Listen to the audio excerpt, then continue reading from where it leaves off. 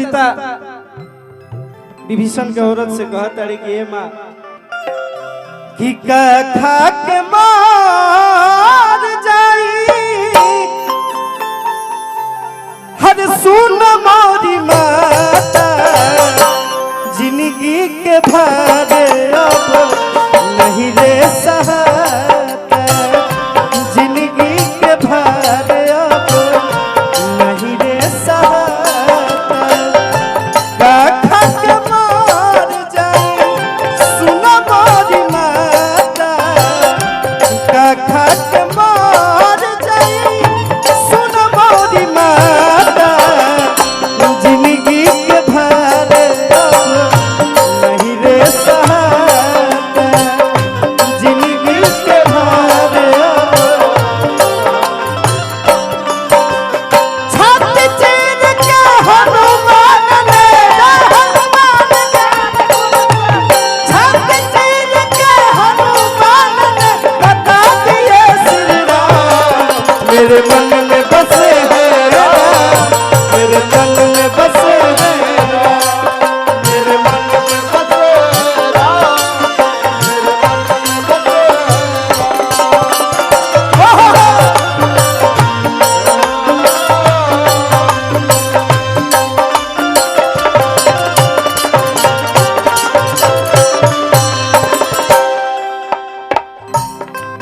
और माता कहतड़ी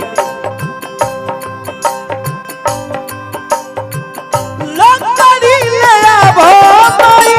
सीता के सजा दो ना तो कौन विधिया से हमके मुआ दो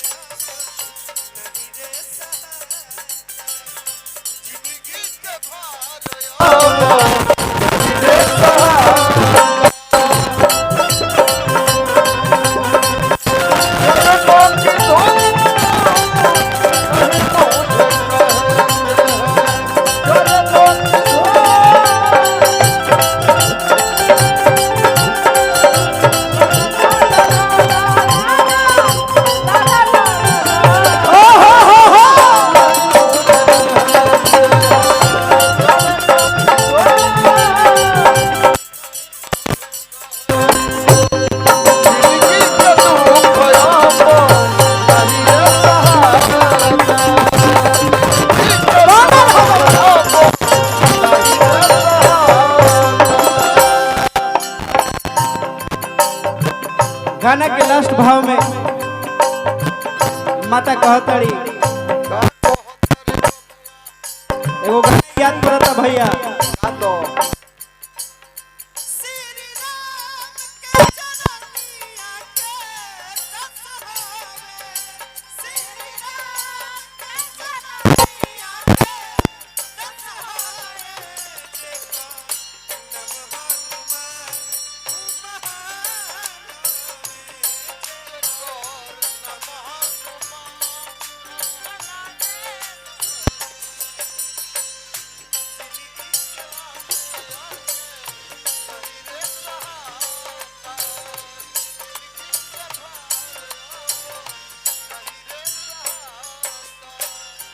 हमारे रजनीश भाई की तरफ से स्वागत है भाई के असही दिन दुनिया रात चौगुना पर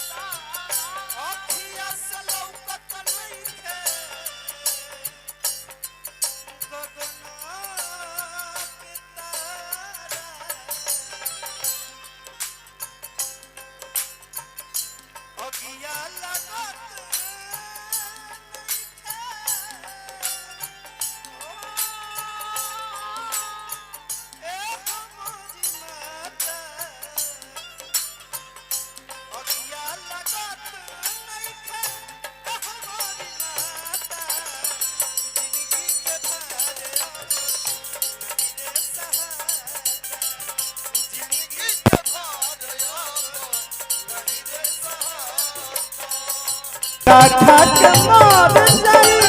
सुन मोरी माता काठा के मार जाई सुन मोरी माता जिंदगी के भार अब नहीं रे सहाता जिंदगी के भार अब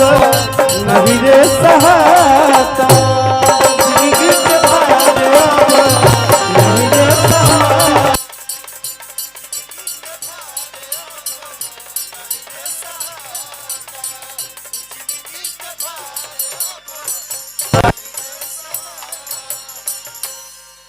अच्छा लगा तो आप सब ताली बजा दे।